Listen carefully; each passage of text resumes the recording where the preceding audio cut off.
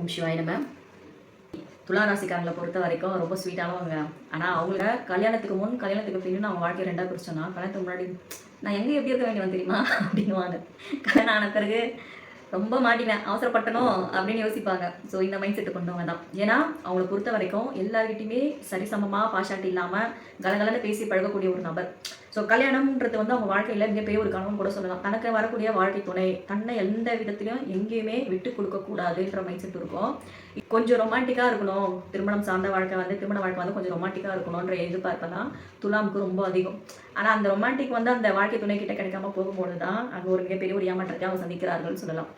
இதில் வந்து என்ன அப்படின்னா, துளாராசிக்காரங்க ஒரு காதல் விரும்பினே சொல்லலாம். ஸோ அந்த காதல் வந்து யார்கிட்ட எதிர்பார்ப்பாங்க, தனக்கு வரக்கூடிய வாழ்க்கை துணை கிட்ட தான்.